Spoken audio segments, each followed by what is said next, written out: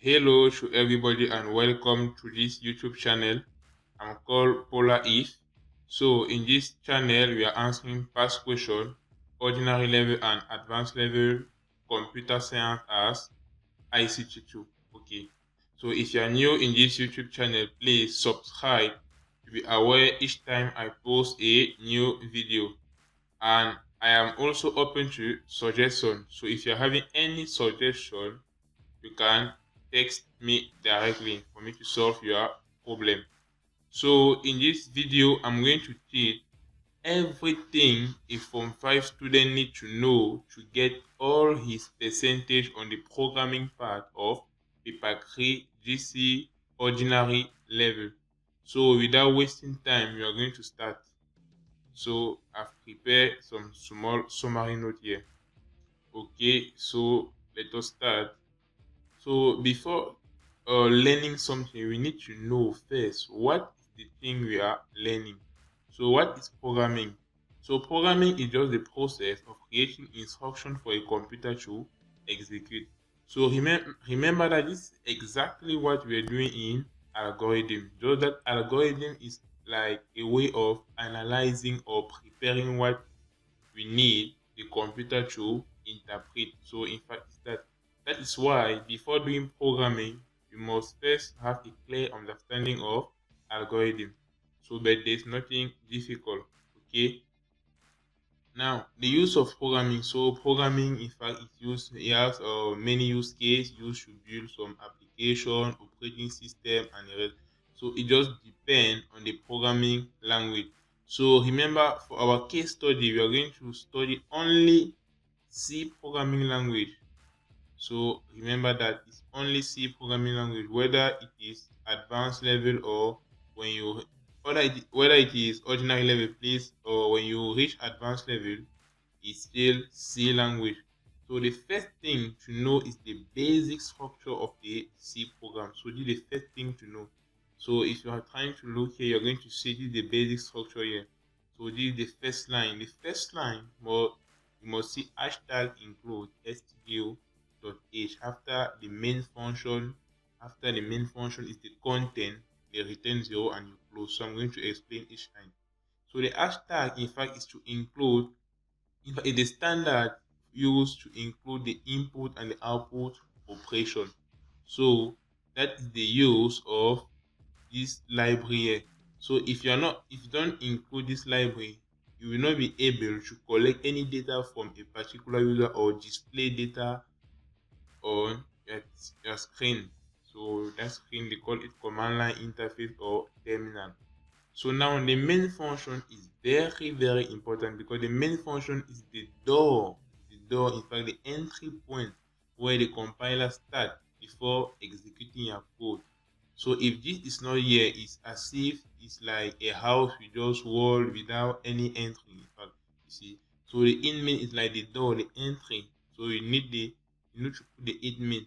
Now the compiler is going to enter, means to pass through this door. Now to enter inside and see what is inside that main function, and it's where everything is written.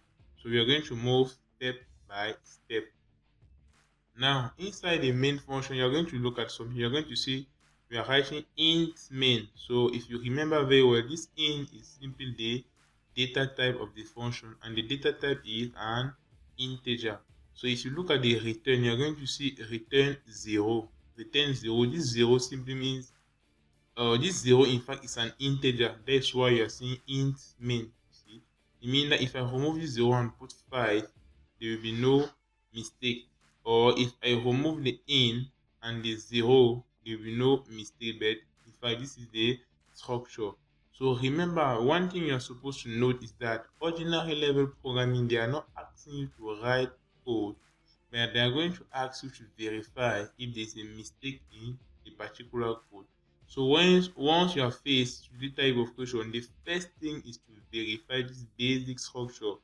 The hashtag include stdio.h written very well. Is the inmain present and the register. So this is the first thing before you start looking for other things. So we are going to implement this using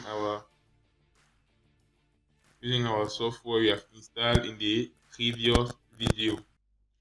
Okay, so the last time we have installed dev C++ and CodeBlock. So as I was saying, the two software are the same. So here we are going to use dev C++. But if you are using code block is the same thing, no problem. Okay, so now remember something. When we are going to read in the exam hall, so for paper 3 computer science, the first thing they're going to ask is to create a folder. So what is the use of that folder?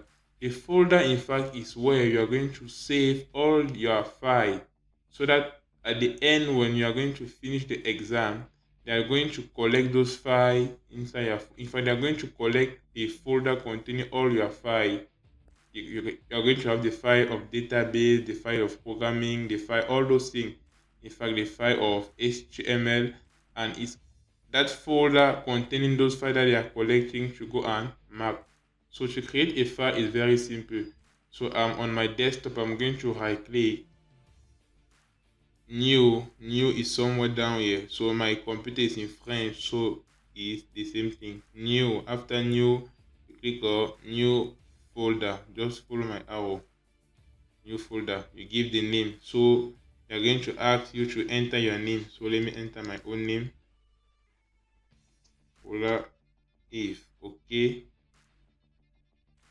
Okay, so this is the folder, this is it.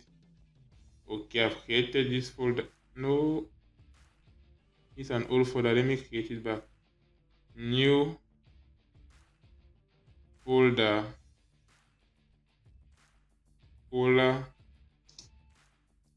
if, enter. So here, so they're saying that this I'm already having a file having this name, so I'm going to create another one using another name. New folder, I can give, I don't know, equal, enter. Okay, so let us assume this is my folder here. Okay, after creating the folder, I'm going to open dev C++. So I'm just going to right click. Okay, so dev C++ will run. Okay, so this dev C++ here. So in fact, this is the interface. So the first thing is to create a file. So to create a file, just follow my arrow. You move to the top left corner of your screen. You're going to see file. Click on file, new source file. I'm going to click on new source file. So this is the interface I'm supposed to write my code. But before writing your code, the first thing is to rename your file. So you give a name to this file. To do that, you just move to file.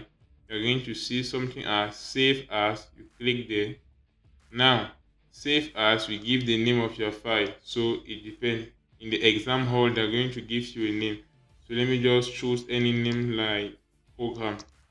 Now, when you write program, remember the extension of a C program is .c, but here you don't need to put it because the software is designed for C program. So when you just put the name, he's going to recognize that it is a C program file and he's going to add the extension for you directly. So now the next thing, when you have renamed your file, is to choose where you are going to save the file.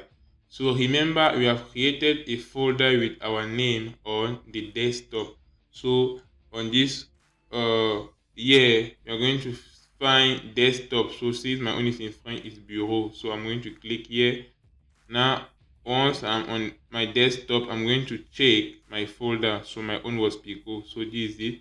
I click. So you're seeing Pico is empty. So I'm going to click save. Once I've clicked save, I can move back to verify. So this is Pico. I'm going to just verify. Inside Pico, I'm seeing program.c. So don't worry if you are seeing .c++. There is no problem, but it's still working. Very good. I'm going to move back to dev C++. So the first thing is to write the structure. So here you are just learning, but in the exam they are not going to ask you to write. So we are just learning. So hashtag include stgo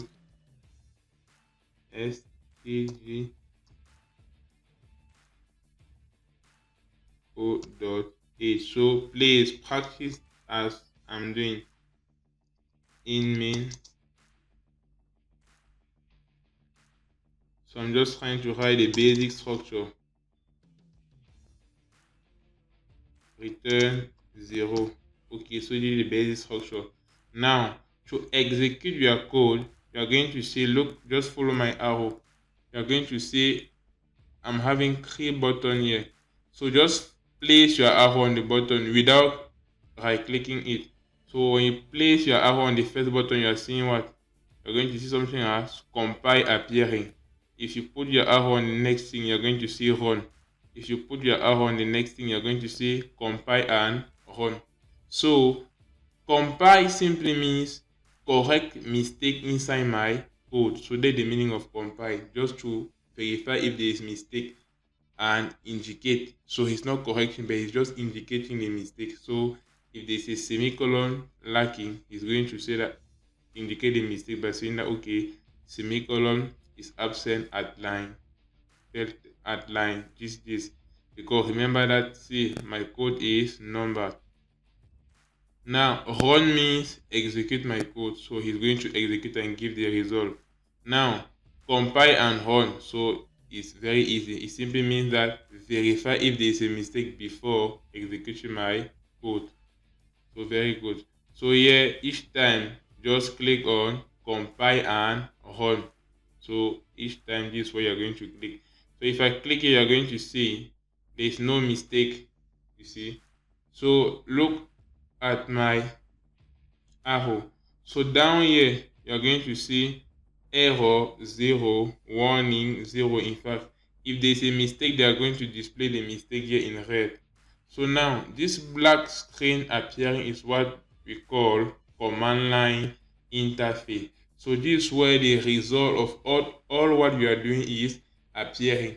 So if you look at this black screen, you're going to see dash dash dash dash dash dash dash means simply means empty. It's because we have written nothing inside the main, because remember that the main is like the body. So this is where we are going to write all our code. I'm going to close this. So let us follow with the note. So this is just the basic structure. Okay, now I've explained this. So now the next line here is comment. So choose slash is for comment on a single line, and this other symbol here is for comment on many lines. So let me show you directly. So if I move to my code, comment simply means you want to write something that will not be considered by the compiler. It means that I can put slash and everything I'm writing here is no more considered. You see, it means that if I execute the code, is still empty because this is not considered. So what is the use of comment? The use of comment is just to take note. So that's the use of comment. So let us say you are writing your code, but let us say in 1 month, let us say you are going to forget what you did. So you need to write some comment so that when, even if you make 1 month without studying it, when you're going to come back, you can read and know that, okay, here I was doing this and here I was doing that. Okay, so that is the use of comment. So if I write here C program is all.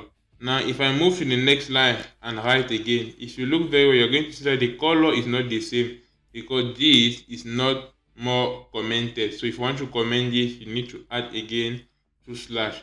But this is the problem. Imagine I want to write 10 comment on different line. I'm going to put 2 slash 10 times. So it's very, very boring. So when you want to comment on many line, you're going to put this symbol slash star. Now you can make comment on many lines. You see everything. But to show the end of the comment, you need to do same. Now you need to put the star first before you put slash. You see, it's showing us end of comment. Because look at something, if I remove this, look at the return 0 down, it's going to change the color and take the color of the comment up, because the compiler is considering that all this is inside the comment since I have not closed. So that is why the end of your comment you close, you see. So it means that if your comment is a big text, you want to write many things, and that you cannot do it on one line, you need many lines to do it, you can use this type of comment. So it's very important to know it. Now, next thing is, so the braces, yeah, the brace is just to define a block of code, like our main. If you look our main, you're going to see I've put a brace here and it's closing here, you see. So this is the one advantage of this software. If I put my arrow here, it's going to indicate where it is closed. So all what you are writing inside is like a block. So this arrow is just to define block. Okay, something out of this braces is no more inside the block, so it's no more considered. Play the use of that. I hope you are getting it. Now, return 0, I've explained that. Slash n is to move to the next line, slash j is to tabulate. So I'm going to explain this too. Before that, let me show you the print and the scan. So printf is a function used to display output on the console or the command line interface, or they call it terminal. Now, so there are two ways of using it. Either you use it like this, print f, you put your text, you don't forget the codes, very important, because you forget that mistake. At the end, you put your semicolon. Now, you need to remember something. I don't know if I've explained it before. No. Yes, this is it up here. I don't know if I've explained it before. Okay, this is it. All instructions terminate with a semicolon, so please don't forget that. Now the next thing is, what is an instruction? So in simple word, like in English language, instruction simply means that when you are giving instruction to someone, is for the person in fact to react to your instruction.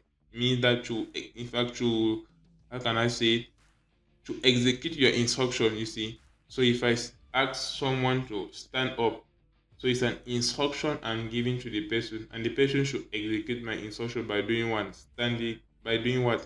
Standing up. So you're seeing that he has executed my instruction. So here is the same thing. Example of instruction here are like printf, you see. Printf, why? Because it's an instruction you are giving to the computer. You are telling the computer that print this, and the computer is going to display it. So you are saying that you are giving an instruction to the computer. You see, scanf is the same thing, it's an instruction. So I'm coming to the scanf. So this is the first way we are going to use printf. The second way is this format here. So I'm going to explain it directly with an example in Dev C++. So the scanf is used to collect an input from the user. So remember that scanf is for input, printf is for output. So now this is the syntax of scanf. So we are going to take an example. You are going to see how it is working. So let me start with the printf. So let us move here. So let us say I want to display something like, so let me just wipe this comment. Print f. So please remember this, ordinary level, the only question you're asking is to correct mistake in a program. So please take note of all the syntax.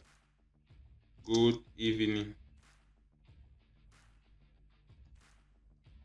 Good evening. So it's an instruction, semicolon. So let us execute. Remember, execute here, compile and run. You're going to say good morning. So you are seeing there is a mistake. You see how it is everything is in red now.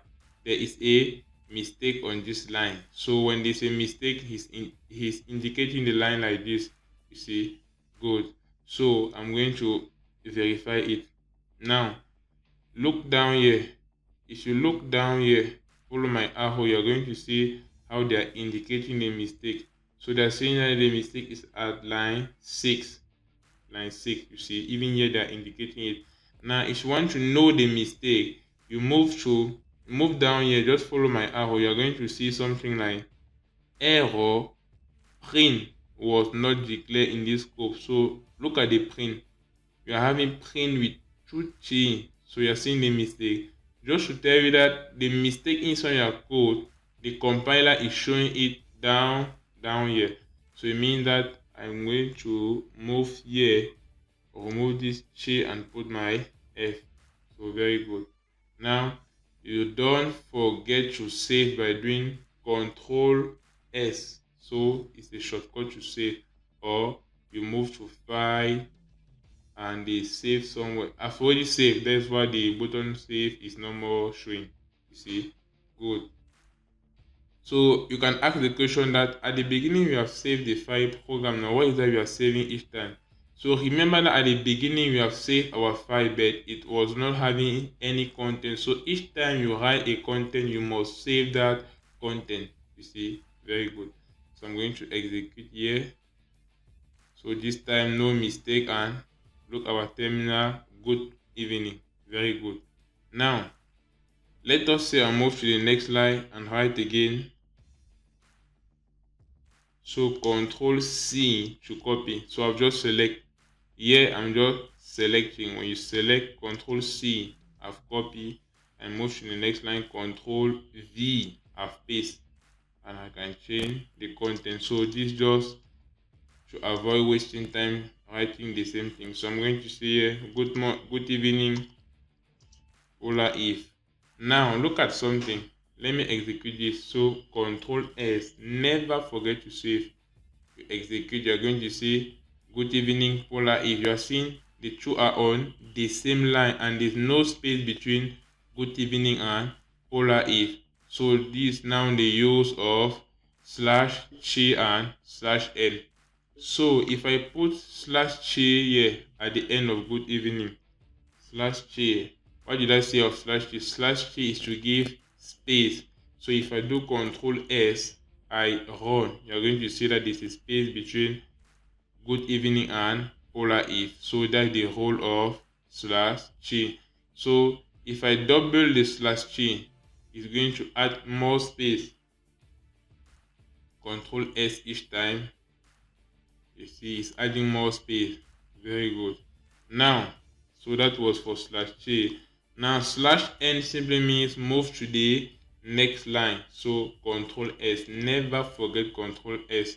Execute. You're going to see that Polar if is on the next line. So I hope you are seeing it very well. So it's very important to practice. So I can decide to remove this /n here and I put it at the beginning of Polar if. So it's going to give same result. Why? Because immediately good evening is going to print. Before Polar if print, he's going to move to the next line first because of this /n. So Control F and I execute this, you're going to see the same result. Very good. So this is the syntax of C programming. Let us say you forget to put /n and you put the /h. /h is not a syntax of programming, so the compiler is just going to consider this as a text like Polar if. So if I make Control S and execute, look, you're going to see that H is appearing there and it's not doing what I was expecting because /h is not a syntax. You see, good. So that is all about print and /chi and /n. Good. So I'm going to put /n here, please, /n here, /n. Okay. So next thing, the scanf.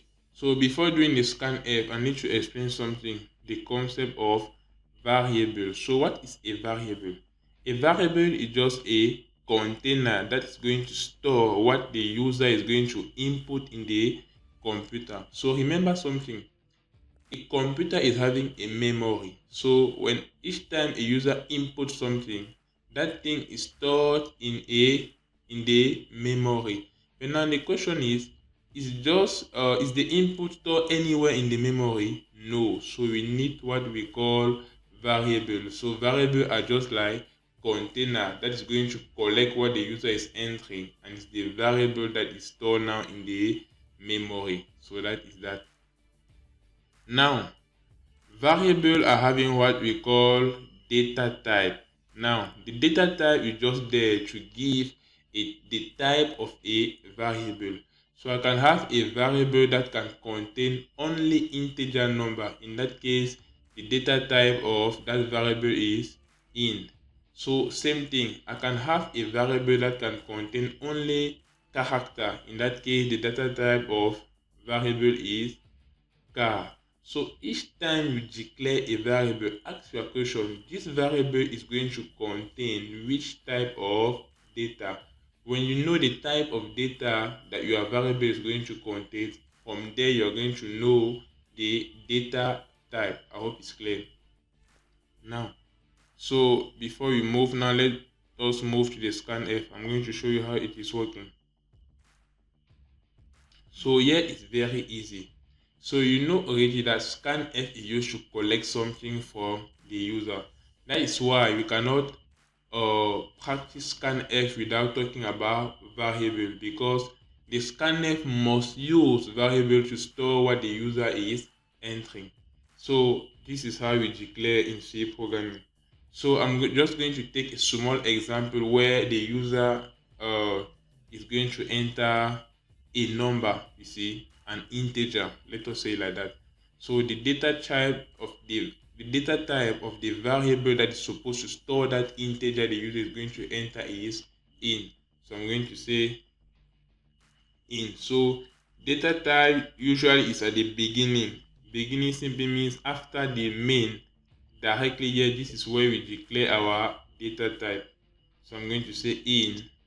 Now you give any name for your variable. So I can call it num. Any name, you choose the name.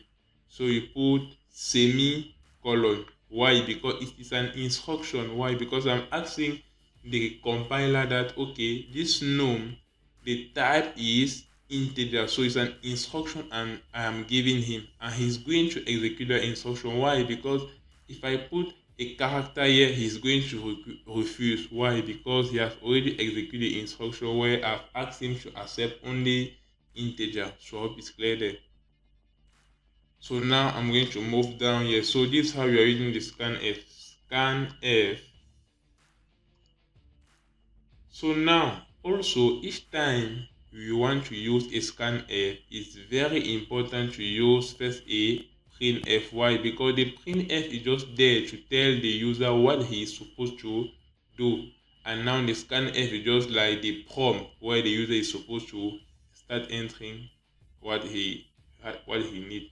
So let us first write a printf. So I'm going to say printf. So now you write the message you want to tell the user. So the message here is enter a number. Enter a number. Okay, slash n. You know the whole origin of slash n. Now semicolon at the end. So I can now write my scanf. Good, because scanf is not having any text. You see, that is why we need the printf, so that the printf at least is telling the user that do this before the user know what he's supposed to do. So scanf. Now he's taking what? Descriptor. So you put this and I put the descriptor. Now seeing the data type is integer, the descriptor is %g. So I've listed that in this PDF. So these are the different descriptors we are having. Look here, we are having, look at my arrow, we are having %g, %f, percentage list, %c, and %s. %g is for integer. %f is for float, which means for decimal number. %c is for character like A, B, C, G, and the rest. %s is for string. Example of a string is combination of character, which can be a name of a person, like Pola. Pola is a string because it is a combination of different characters. So this is working. So note that, very important.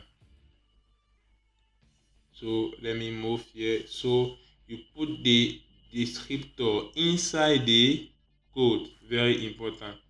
Now the next you put comma and you put down the address of the variable. So this is how it is working. The address, to put the address of the variable, you need to put the symbol and the name of the variable is what? Num. Don't forget your semicolon. So this is how it is working, you see. So you put the descriptor and you put the address, you see. So in simple interpretation, this is just like the road, so that okay, I can say that this is the road to move to my house and this is the address of my house. Address is like, if you know the meaning of address now, so my house is, let us say my house is the address this. You can be like in a story building and each house in that story building is having an address, so it's just to identify, you see. So here you are giving the address of this variable num, because remember that when you make int num, it's creating a variable already in a memory that can have integer.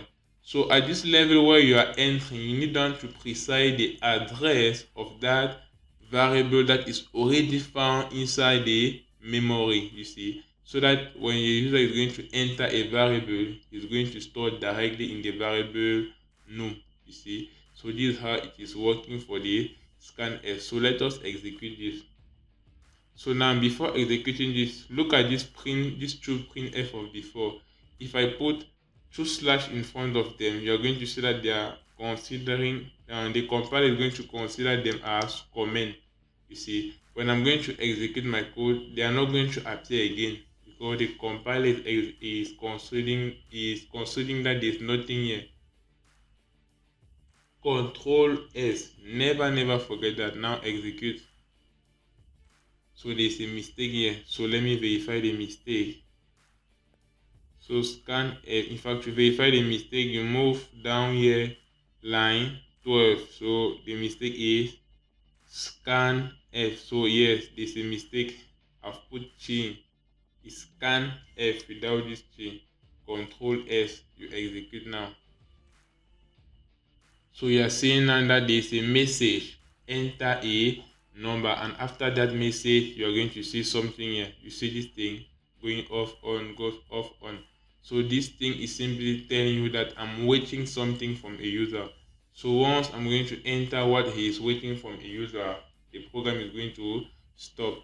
So I'm waiting a number from a user. Let us say I enter 3. I press enter. It's all. The program stop because it's all what our program is doing now, collecting a number from a user. Our program is not displaying the number, it's just collecting it, you see. So I hope you are now seeing the use of putting a printf before, because if you don't put a printf before, you are not going to have a message. You are just going to have that thing going on off without knowing what is waiting from us, you see. That is why always put a printf to give a message first. Now look at something. I can decide to take two numbers from the user. So num1, num2. So this is how we declare it. It's also possible to do like this. I remove this. I say in num2. You see. But since they are of the same data type, it's possible to put it directly on the same line as I did before. So now here, to collect the second number, it's true that it is still possible to come here and copy this code like this, Control C, and here you say enter number 1, here you say enter number 2, and here the variable is num1 and here the variable is num2. You make your Control S, you execute your code, num1, you enter 2. It's asking again, enter num2, you enter, let us say 4, and the program stop. So this is one way of doing it. but it's possible to do it directly using one scanf, not two scanf. So to do that, I'm going to modify this printf up by saying that enter num1 and number 2. So remember that this is just a message appearing on the screen is all. It's not as if this line is going to allow the user to enter something. No. If the user is able to type something, it's because of the scan F. Very good. So I'm going to remove all this down. So now here, since I'm collecting two things from the user, I'm not going to put one descriptor, but I'm going to put two descriptors. So I'm going to put the second one. So look it very well. There is no space between the descriptor. So, and there is no comma between them. So the comma is at this level. So I'm going to put comma to precise the address of num2.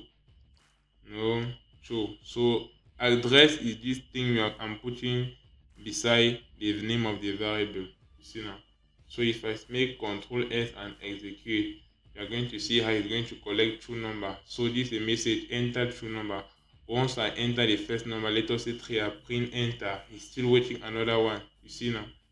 Good. If I enter it, it's now going to stop. Very good. So this is how it is working.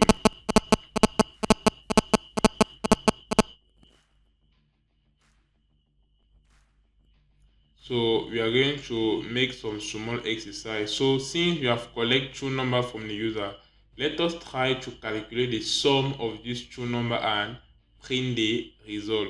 So to do that, I must declare another variable called sum, because sum must store the result of the addition of those true number. So since the result of the addition of two integer is still an integer, so sum, the variable called sum, must also be an integer. And please remember that a variable can have any name you choose. So I can decide to give the name sum, or I can decide to give the name even x, y, a, anything. So I've just chose sum. Good. Because some people are going to think that sum means addition and the rest. No, it's just a variable I'm writing. Just that when we give variable, we try to give variable with names that if someone is reading your code, he's going to understand directly without thinking. So this is how the code is going sequentially. So here is collecting from the user. So it's only after collecting that you can add. So I cannot come and start calculating sum up here. It's not making sense because up here I've not yet collect this true number. So it's down here. So I'm going to say sum equals to num1 plus num2 semicolon, because it is an instruction. So this line is calculating the sum, but if you execute your code, you are not going to see anything because you are not printing it. So we are going to print it. So to print, you use what? Display. So we are not displaying. To print, you use the printf function, please. To display, you use the printf function. So printf. So now look at how we are going to display it. So I'm going to say here the sum is. So here I cannot say the sum is. It's so that this sum is stored inside with variable sum now. But I cannot say that the sum is sum. It's not making sense. Or let me just say the addition is. I cannot say that the addition is sum. Just writing the sum, it's not going to work, because if I do it like this, the compiler is going to consider this sum and writing here as just a text and display it like that. It's not making sense. Whereas us, we want to display the variable sum. So for you people to understand, let me just put semicolon, Ctrl S and execute so that you see the difference. If I execute this, you see, so he's asking enter the first number 2, the second 3. You're seeing that at the end he's saying that the addition is sum. You're seeing that he's writing sum as a text now. But us, we don't want that as a text, but we want the value of sum. So to do that, I'm going to remove this sum and I'm going to put what we call descriptor. So since sum, the result is also an integer and you have declared it as an integer, so the descriptor must be what? Percentage G, of course. It cannot be percentage F or percentage C. Percentage G. Now, if you put percentage it's good, but you need to make reference to that percentage so that the compiler is going to know that okay, this percentage is for this man, and for all these percentages for some. So I move out of the code, I put comma, and I put the name of the variable sum. So this time you are no more putting address. I hope you know the reason, because here you are putting this and representing address because the user was entering something. So since the user was entering something, the those variable, in fact we need the address so that as a user enters something, he's having the address to store it. But to display, we don't need the address because we know already that we know already where it is stored in the computer, so we are just displaying it. That's why here to display they are not putting address. So please, if there's something you are supposed to note, is that this address, this red thing here, is only used in the and never use, it's only used in the scanf. Please never use that in the printf. So this is one thing you're supposed to note that in your book in red, very important. So if I execute this code, Control S first, because if you don't do Control S simply means save. It's because I don't want to waste my time going here, editor, and put save. So this is the shortcut. So you run here. So you are going to say enter two number. Let me enter 4. The second number, let me enter 5. After you see the sum is 9. You see how it's now printing the result of the sum now. So this is how it is working. Very good. So let us move to the next thing you need to know. So the next thing you need to know is conditional statement. So conditional statement is statement like if else statement. So let us take an example so that you can see how it is working. So now I've calculated the sum. So now let us say I want to verify a condition by saying that if the sum is greater than 10, display you have passed. If the sum is less than 10, you have failed. Let us do it. So to do that, I need to do it somewhere here or even down here, but you need to do it after calculating the sum. That one is true. So I can do it here. So if this is how the if function. If you open the bracket. So remember that in the exam, they're not going to ask you to write. I'm just writing so that you should see how they are working, in fact, so that it will be very easy for you to correct or to solve those small exercise. So don't worry, we are going to answer all past this equation on programming and the rest. So here I'm going to say that if sum greater than 10, if sum greater than 10, you open the braces because you need to write the block of code he's supposed to execute if this is correct. I hope you're getting it. So here I've said that if it's greater than 10, you're just supposed to write a message by saying that printf please. So this is the type of mistake sometimes they put print without f, so you're the one to correct it. So you have passed. Okay. /n for the next line. So we are putting /n so that what we are writing under is not staying on the same line. I hope you are seeing that. Now if this is greater than 0, you print this. Else, now here is very clear. Else simply means if something is not greater than 10, it simply means the thing is how less than or equals to 10. So the else, I'm going to say print f. I'm going to write there you have failed. Good. Very good. Control S. So let us execute this. So let us enter two mark. Let us enter the first one. Let us enter two number, please. The first one 2. Let me enter something like 5. So here the message is supposed to be you are failed because 5 plus 2 is 7, which is less than 10. Very good. So 7, and you're having a message you have failed. But you are seeing that it is on the same line because you have not put /n after the printing. So we can correct that.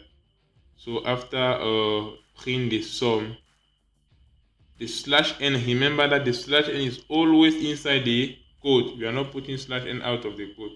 So if I make Control S, let us take another example. Let me enter something like 5 and 8. So 5 plus 8 is 13, which is greater than 10. So this time the message should be you have passed. You have passed. Very good. You see everything is working well. So this is how we use the if condition. So let us see another one. Now loops condition. So for the loops condition, we are going to study through here. We are going to study the while loop and the do while loop. Very good. So let us move to our code. Very good. So this code, I'm going to create a new file. So I'm going to leave this one like that. To create a new file, remember you come at file, new, source file. From here you make Control S like this to save it. Control S. So it's going to show you.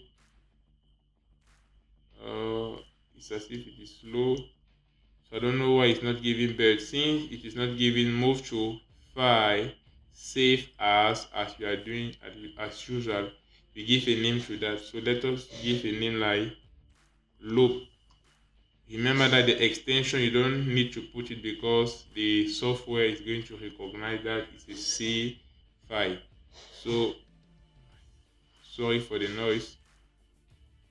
So yeah, we need now to verify where we are saving it. But if you look up here, this is Pico. It simply means I am already inside my folder. You see, very good. So save. So please, we are just learning. So it's not as if in the exam you are going to have 2 files just for C program. No, there surely you are going to have 1 file. So here I'm going to write a basic code, hashtag include.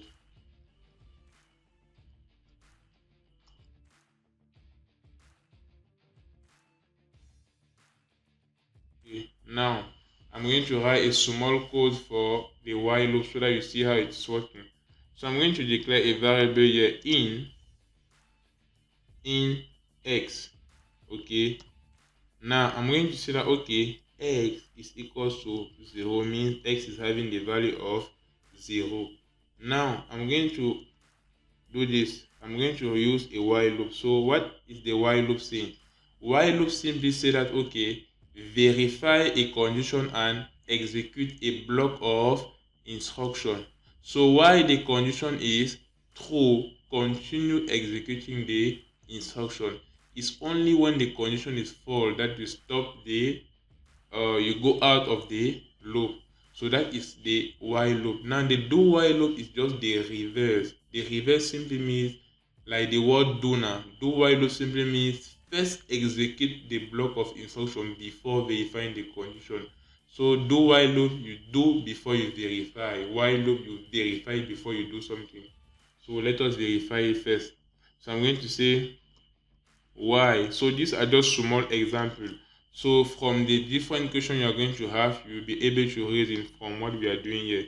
So y x is less than 10, or let me say less than 5. You open the braces. Remember that you need to open the braces because it's a block of code you want to execute. So let us say I just want to execute a block of code. So that my block of code is just 1 line, just because I don't want to waste time. So I can just write something like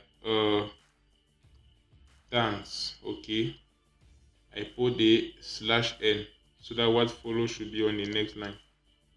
It's an instruction, semicolon. You see.